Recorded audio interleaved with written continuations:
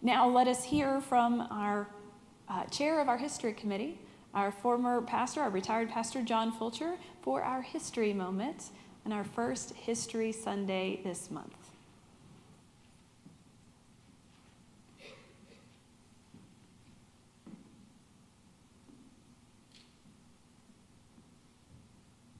Good morning. Before I forget to tell you, the history room is up and going. If you'd like to see it, it's in the corner where the two wings join on the second floor across from the museum. And you can see what all we have in front of us to do.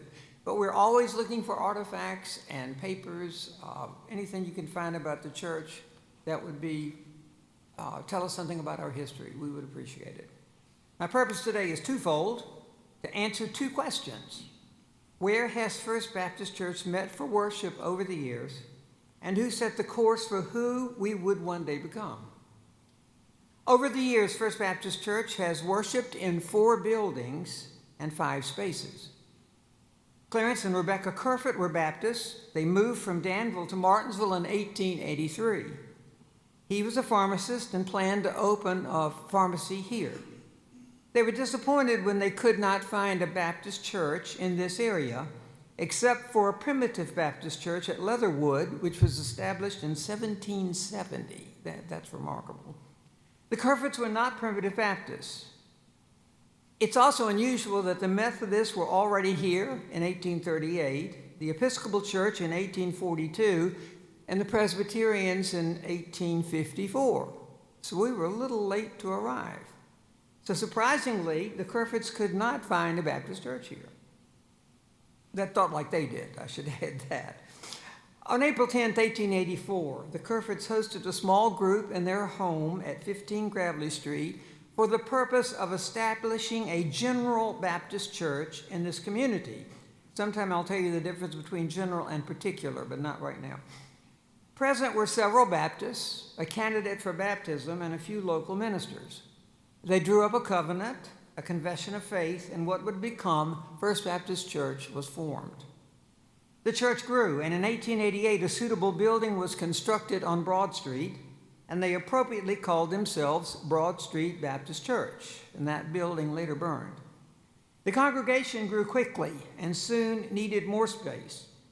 In 1927, the church built a new, much larger facility at the corner of Broad and Church Streets. You've probably noticed the painting that's hanging in the bell tower lobby, along with the Kerfoots. The name was then changed to First Baptist Church.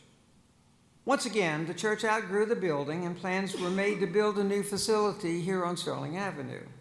In 1960, the educational building was completed, which was about half the facility and all we could afford at the time. And the church began worshiping in the fellowship hall. That's the 5th space, if you're wondering. These 3 services every Sunday, 8:45 a.m., 11 a.m., and 7 p.m. Poor Dr. Horn.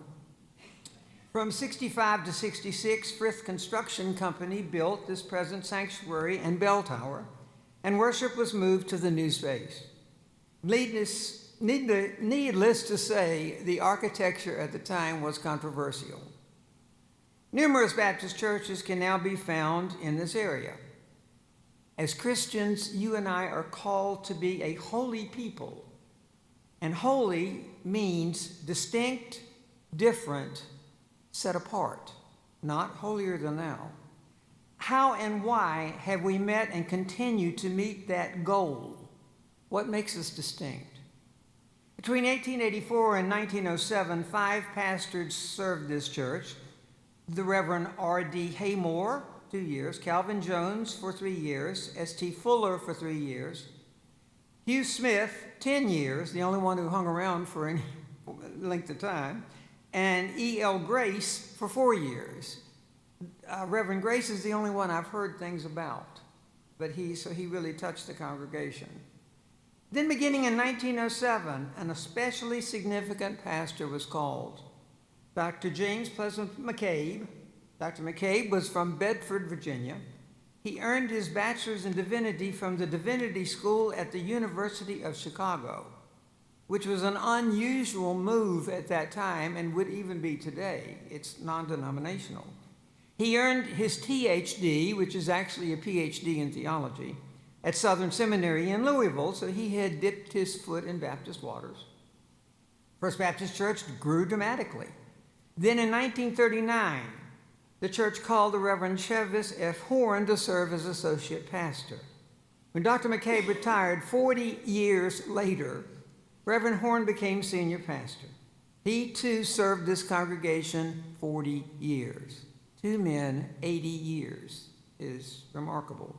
These fine gentlemen, along with two gifted women, would, in my opinion, set the course for First Baptist Church. Those women were Miss Annette Fuller, who came here in 1902, or came there in 1902, and Miss Elizabeth Davis, who was organist for 30 years. Miss Elizabeth earned an advanced degree at the Peabody Conservatory in Baltimore, and I understand that Miss Annette did as well, but I couldn't find that documented. I'm not certain about that, but she was a well-educated woman, and Dottie will tell you more about that next week. Both were very well, I've said that. Please don't misunderstand. Other staff members have had significant impact on this church, but these four individuals were especially important in those first defining years. Here's the second question at hand. How and why are we distinct from other, more typical Baptist congregations?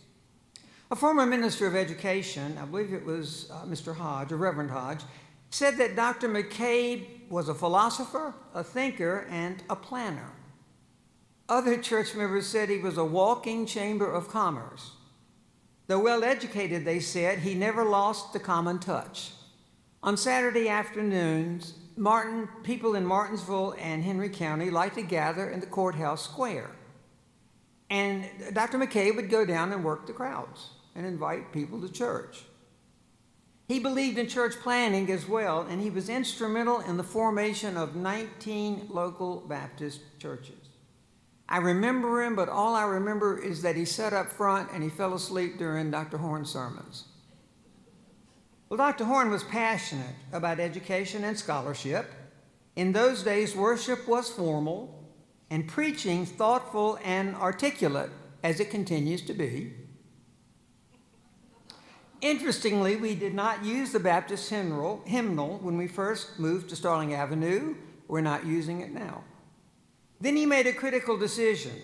Dr. Horn recommended and the church approved Mrs. Alpha Manson to be Director of Religious Education.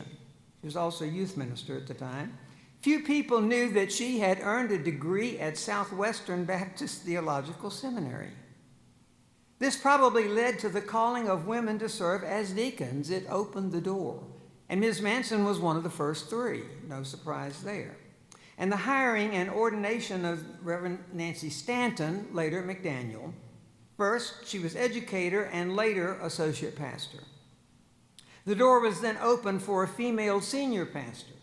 And in 2018, Dr. Libby Grammer was called to be the 12th pastor of First Baptist Church. Without question, Dr. Horn believed in women in ministry in significant roles. Equally important, Dr. Horn was passionate about inclusiveness and racial equality. In '61, Mrs. Manson opened an integrated daycare. My mother was on the first teaching staff. Dr. Horn strongly supported Mrs. Manson. He also received death threats. But the two stood their ground, even with the personnel committee. Dr. Horn and a local black pastor, the former Reverend Hezekiah Morris, who was then pastor of High Street Baptist Church, worked together to make the integration of our local schools go very smoothly. And I do not remember one fight. I was here during that time. When the two high schools were put together in '68, as far as I know, we got along. I didn't see anything to the contrary. Dr. Horn was both open-minded and ecumenical. For a time on Sunday evenings, he routinely invited local black pastors, the Catholic priest, and even the local rabbi to speak on Sunday evenings. Talk about fearless. Looking back, we have not been a typical Baptist church. Please don't misunderstand. There is nothing wrong with typical Baptist churches. My parents were nurtured in one. I played for one and served as music and youth director for 2 others. But our journey thus far has been quite different from the norm. We cannot live in the past if we hope to have a future. What will it mean to be set apart as we continue to move through the 21st century? Just how is God calling us to be faithful, distinct, and different? Thank you.